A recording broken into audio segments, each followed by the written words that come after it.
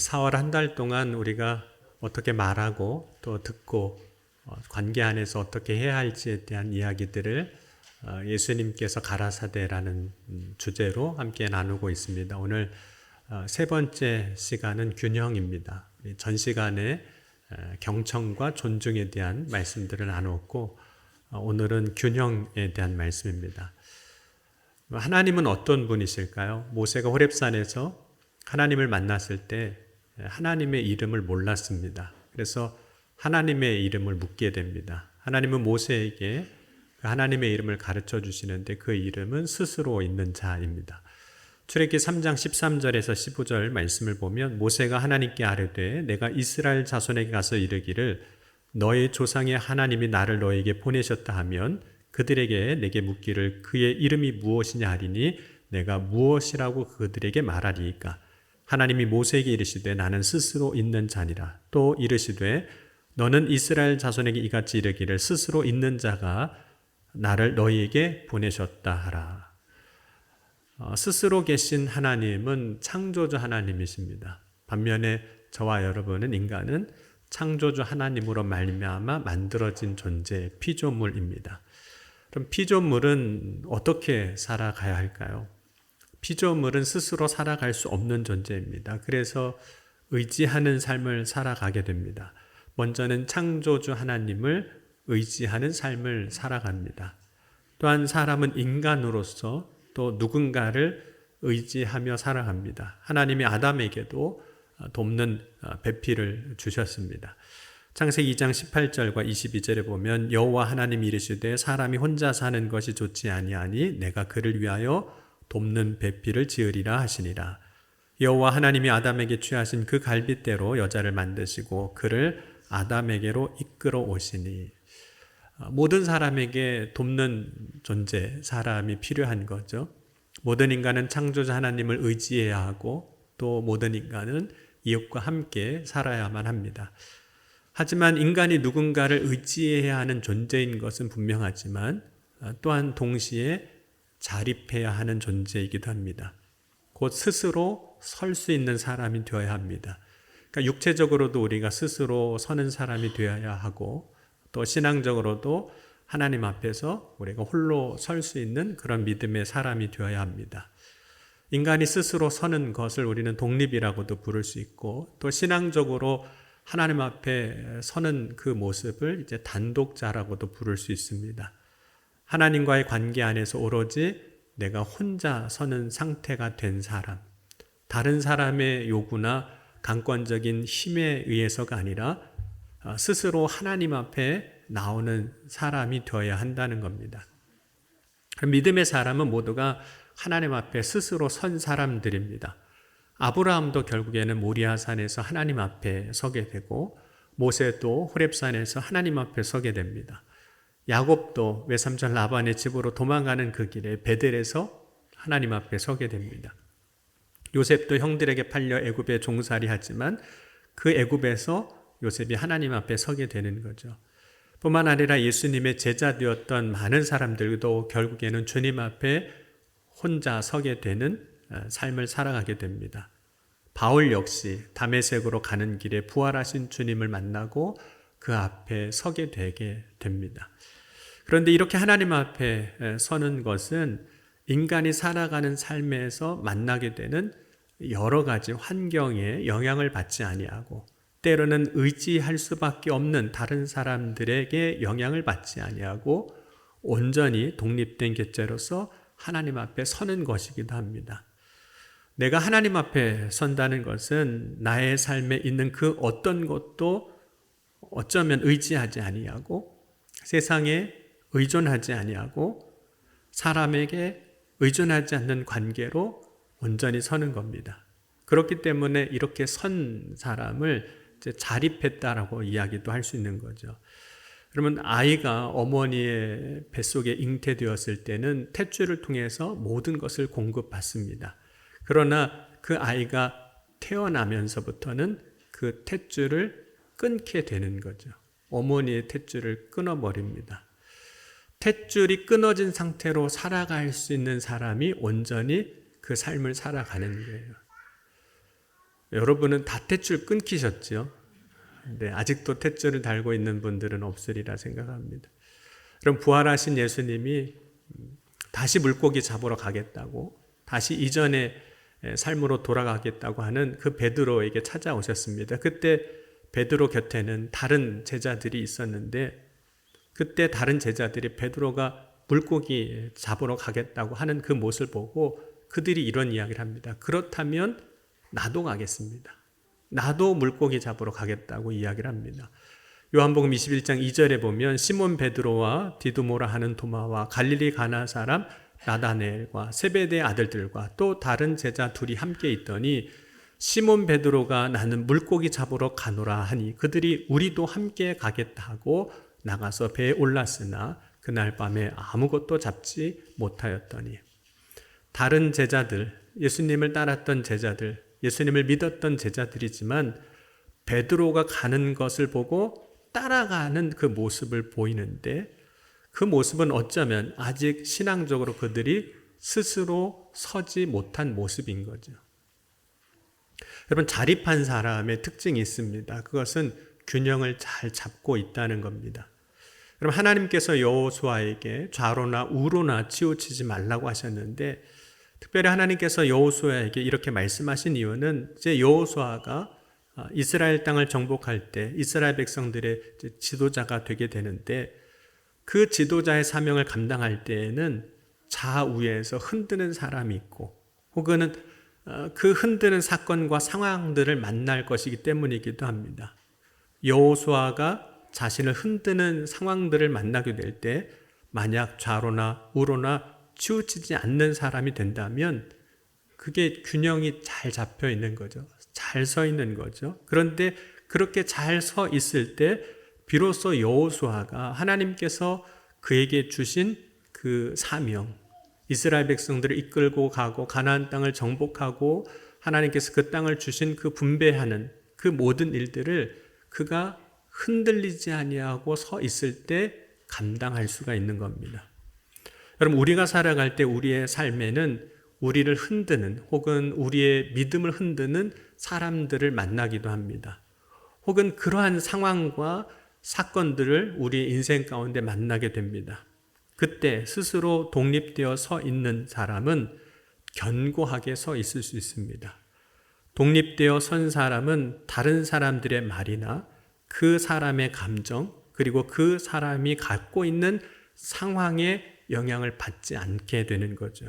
그렇기에 동시에 다른 사람들이 하는 말도 들을 수 있고, 그렇기 때문에 또한 그들을 도와줄 수도 있는 겁니다.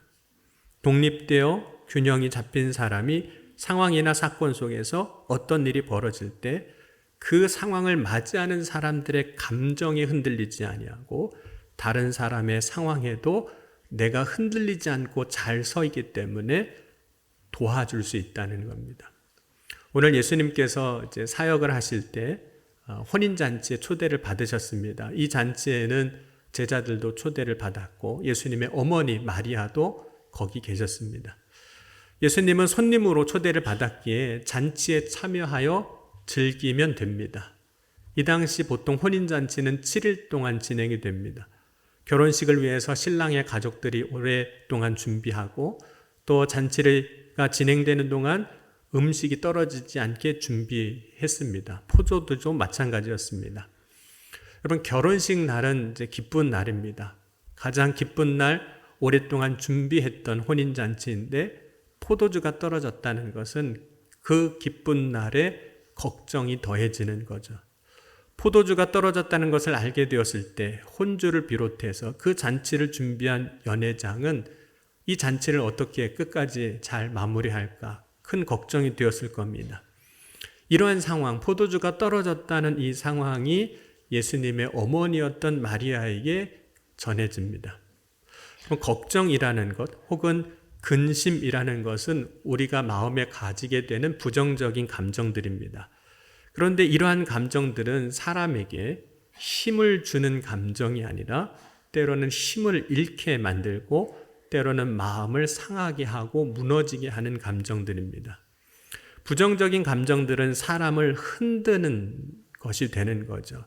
그래서 이 것들이 오래 지속이 되면 우리의 마음이 상해지기도 하고 마음이 상하는 것으로 끝나지 아니하고 우리의 육신까지도 상하는 일이 벌어집니다. 그럼 마리아는 혼인잔치의 집의 문제를, 그 어려움을 예수님께 이야기를 합니다.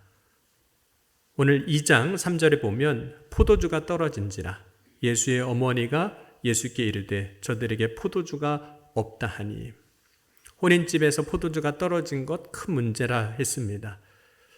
그것이 큰 문제가 아니라고 말할 사람은 아무도 없습니다. 그러나 만약 우리가 어떤 상황에서 다른 사람의 문제를 접하게 됐을 때 어떻게 해야 하는 걸까요? 물론 때를 따라서 그 어려움을 도와주고 해결해 주기도 해야 합니다. 예수님께서 포도주 떨어진 그 혼인잔치의 집에 물이 변하여 포도주가 되게 하셨고 그 혼인잔치가 잘 마치게 하셨습니다. 그러나 예수님은 처음 예수님의 어머니가 이 집에 포도주가 떨어졌다라고 이야기했을 때 그로 인해서 동요하지 아니하시고 이렇게 말씀을 하십니다. 오늘 2장 4절을 한번 같이 읽겠습니다. 요한복음 2장 4절입니다. 여자여 나와 무슨 상관이 있나이까 내 때가 아직 이르지 아니하였나이다. 예수님의 말씀을 들으시면서 여러분 어떠셨어요? 여자여 나와 무슨 상관이 있나이까? 이 말을 들었을 때 아마 서운하거나 섭섭하다는 생각을 가지신 분들이 혹 있을 거라 생각합니다. 왜냐하면 여자여 나와 무슨 상관이 있나이까 라는 이 말은 사실 예수님이 마치 예수님과 마리아의 관계, 그 관계를 무시하는 말처럼 느껴지기 때문에 그렇습니다. 만약 제가 여러분이 기도해 달라고 전화를 주셨는데 전화에다 대고 권사님 그게 저하고 무슨 상관입니까? 이러면 여러분 어떠시겠어요? 어떻게 목사님이 그럴 수 있냐고, 기도하겠다 그러고 찾아와서 신방도 하고 위로도 해 주셔야지 어떻게 나와 무슨 상관이 있냐라고 그렇게 하실 수 있냐고. 그런데 예수님이 이 말씀을 하실 때 마리아와의 관계를 부정하거나 무시하는 말씀이 아니었습니다. 그렇다면 예수님께서 마리아를 향하여 여자여 나와 무슨 상관이 있나이까 라고 하신 말씀의 그 뜻은 무엇이냐는 거죠. 예수님이 이렇게 말씀하신 것은 예수님의 어머니가 전달하고 있는 그 혼인잔치집의 상황에서 예수님은 지금 완전히 독립되어 계시는 거예요. 예수님의 풍랑이 일어나 바다 가운데 있는 배에서 두려워하고 있는 제자들이 있었는데 그때 함께 배 타고 계셨습니다. 제자들은 두려워하고 있는데 예수님은 두려워하지 않으셨어요. 오히려 예수님은 그 배의 고물에서 주무시고 계셨습니다. 그 이유는 제자들과 독립되어 계시기 때문입니다. 그때 예수님은 제자들의 말, 우리를 돌보지 않으십니까? 라는 그 원망과 불평의 말을 들으시고도 흔들리지 않으셨어요. 뿐만 아니라 제자들이 두려워할 때 예수님은 함께 두려워하시지 않으셨습니다. 예수님이 배에서 주무시고 계신 것은 예수님이 제자들이 만난 그 문제에서 벗어나 있다는 것을 보여주시는 거죠. 예수님은 그 문제 상황에 빠져 계시지 않고 있음을 보여주는 겁니다. 그렇기 때문에 예수님은 눈앞에 있는 문제로 다른 사람들이 흔들리는 것 같이 흔들리지 않으셨던 거예요. 흔들리지 않기에 비로소 그 상황에서 예수님이 그 제자들을 위해서 하셔야 할 일들을 온전히 하시게 되는 겁니다. 만약 다른 사람의 문제 상황 속에 같이 우리가 빠져들게 되면 그 문제에서 우리는 그 사람을 도와줄 수가 없습니다.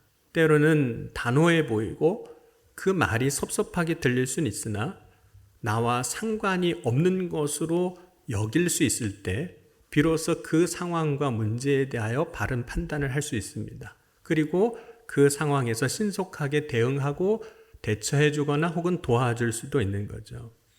그럼 만약 예수님이 마리아가 전달하는 혼인집의 그 상황에 대하여 듣고 같이 당황하셨다면, 같이 그 문제에 염려하고 걱정하셨다면 그곳에서 예수님이 이루셔야 할 하나님의 뜻을 이루시지 못하셨을 겁니다. 여러분, 예수님이 복음을 전하실 때마다 만났던 많은 사람들이 있었습니다. 그들은 각자의 염려와 걱정과 두려움과 근심을 가지고 나왔습니다. 만약 예수님이 그들을 만났을 때 그들의 상황을 보고 그들의 말을 듣고 그들의 상황에서 예수님이 벗어나지 못하셨다면 예수님은 그들을 향하여 역사해 주시지 못했을 겁니다.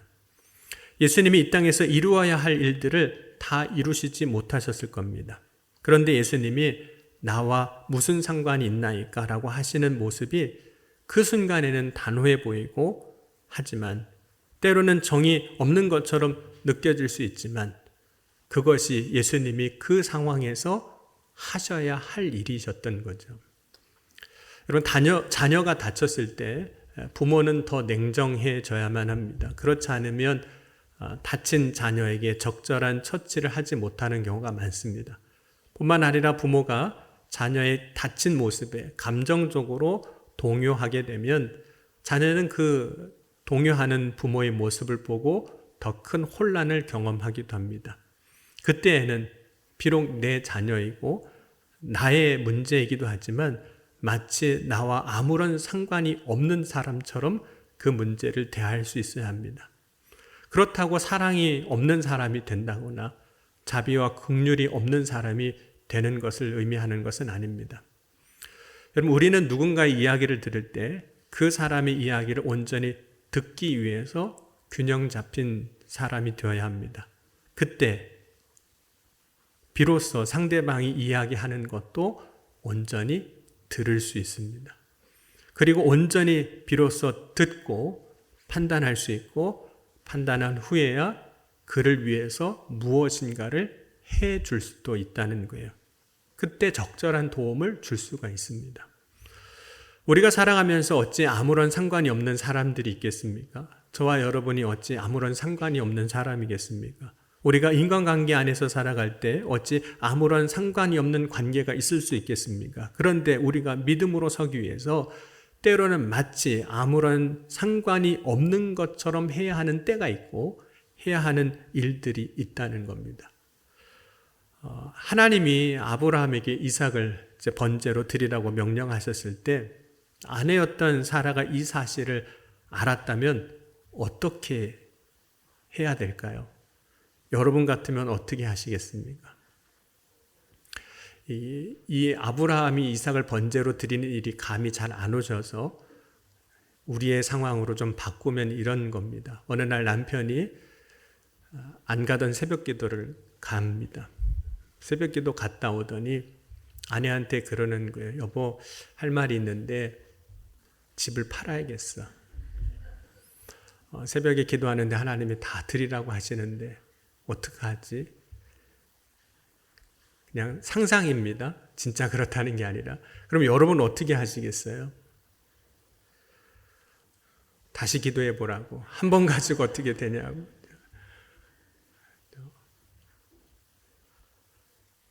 사라가 아들 100세 얻은 아들 이삭을 하나님 앞에 번제로 드린다고 할 때 그 얘기를 듣고 사라는 어떻게 했을까요? 물론 성경에는 어떻게 했는지에 대한 이야기는 전혀 없지만 만약 사라가 알았다면 이른 아침 번제를 드리기 위한 준비를 하고 떠나려고 할 때 아마 사라는 아브라함의 바지가랑이를 붙잡았을 겁니다. 도대체 무슨 일이냐고 붙잡고 펑펑 울었을 겁니다. 그러면 그때 그 사라를 보고 아브라함은 집을 떠나 모리아 산에 갈 수 있었을까요? 아마도 가기가 쉽지 않았을 겁니다.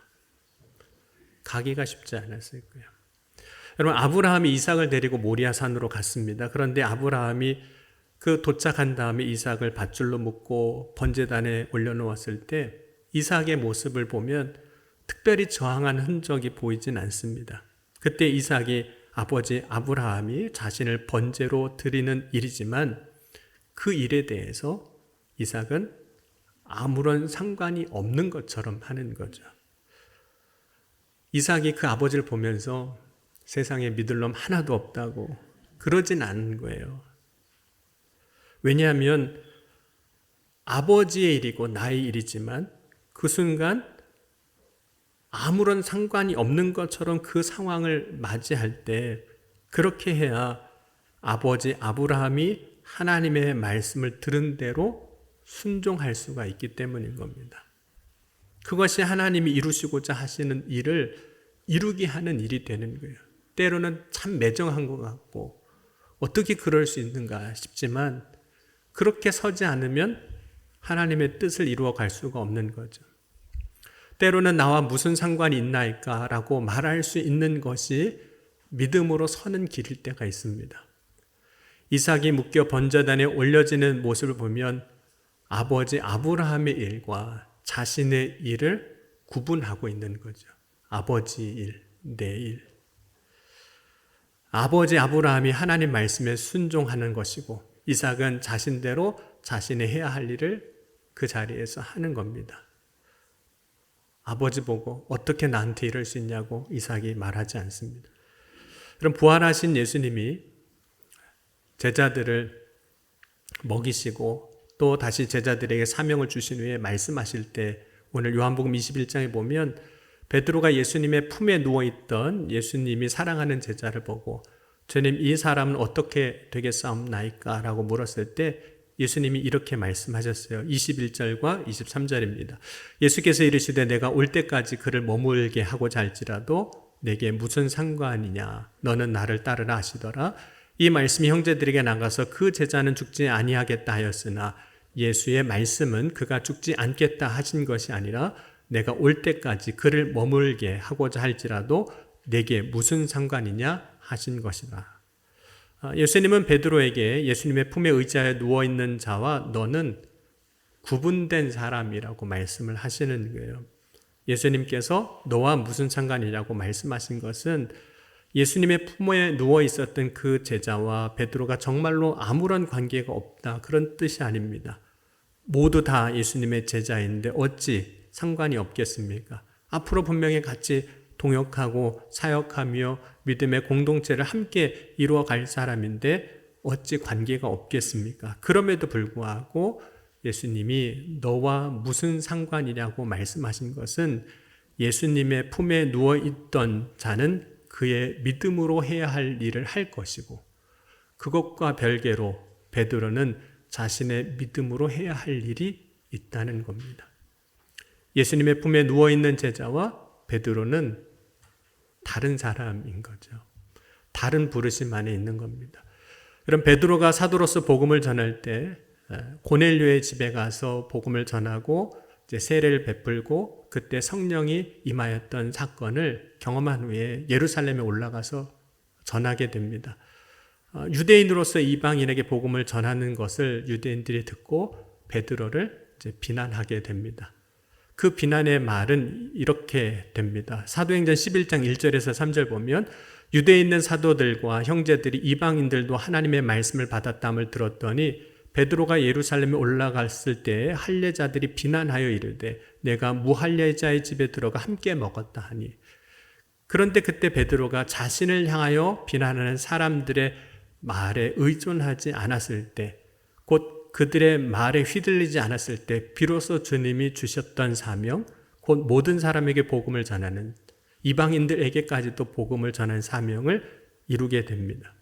만약 베드로가 마치 다른 유대인들과 아무런 상관이 없는 사람처럼 서 있지 않았다면 사람들의 그 비난으로 인하여 결국에는 모든 사람에게 복음을 전하는 일, 이방인들에게 복음을 전하는 일은 못했을 겁니다. 오늘 우리가 해야 할 것은 우리가 믿음 안에서 하나님 앞에 홀로 서는 겁니다. 그때 비로소 나의 삶의 자리에서 또한 내 삶의 자리에서 해야 할 일들을 이루어 가게 되는 거죠. 사람들로부터 때로는 독립된 한 개인으로 설 때 우리는 다른 사람의 말을 온전히 들을 수도 있고 그를 도울 수도 있는 사람으로 서게 됩니다. 뿐만 아니라 그 자리에서 내가 해야 할 일들을 온전히 이루어 갈 수 있게 됩니다. 오늘 이 시간 어떤 상황과 문제에서 온전히 독립된 자로서 믿음 위에 서서 하나님께서 저와 여러분의 삶의 자리에서 이루시고자 하시는 일들을 이루어 나갈 수 있는 저와 여러분이 될 수 있기를 주의 이름으로 간절히 축원합니다. 기도하시겠습니다. 이 시간 기도하실 때 오늘 주신 말씀 붙잡고 함께 기도하시겠습니다. 주님, 오늘 이 시간 우리가 온전히 홀로 설 수 있는 믿음으로 서게 하여 주옵소서. 그래서 세상의 말과 사람의 말에 어떤 상황에 흔들리지 아니하고 균형 잡힌 자로 잘 서게 하셔서 그때 내 삶의 자리에서 이루어야 할 하나님의 뜻을 이루어가게 하시고 나를 통해 역사하신 하나님의 영광이 드러나는 복된 삶이 되게 하여 주옵소서. 이 시간 함께 소리내어 기도하시겠습니다. 지금도 살아계시고 역사하신 하나님 아버지 감사합니다. 오늘 이 아침에도 주의 사랑과 은혜 가운데 서게 하시고 믿음으로 주님 앞에 나아가게 하여 주시니 감사합니다. 오늘 이 시간 우리가 홀로 설 수 있는 믿음 허락하여 주옵소서. 사람의 말과 그 상황과 환경의 영향을 받지 아니하고 온전히 믿음으로 서는 믿음의 사람들이 되게 하셔서 그 자리에서 내가 마땅히 이루어야 할 일들을 하나님의 섭리들을 이루어나가며 하나님이 역사하시는 축복의 통로로 서게 하여 주옵소서. 오늘 이 아침에 사모함으로 주님 앞에 나아갑니다. 부르짖습니다. 간구합니다. 구할 때 역사하여 주옵소서. 은혜 내려 주옵소서. 그래 오늘도 승리하는 믿음의 삶을 살아가는 주의 자녀들로 백성들로 서게 하여 주옵소서. 주님 역사하시고 이루어 주실 것을 믿사옵니다. 주님 인도하여 주옵소서. 사랑의 주님 감사합니다. 오늘도 나의 삶의 자리에서 온전히 선 자가 되게 하시고 그래 그 자리에서 내가 마땅히 이루어야 할 일들을 흔들리지 아니하고 이루는 믿음의 삶이 되게 하여 주옵소서. 오늘도 주님께서 우리 기도의 간구에 응답하시고 부르짖음에 역사하여 주신 줄 믿사오며 사랑이 많으신 우리 주 예수 그리스도의 이름으로 감사하며 간절히 기도하옵나이다. 아멘.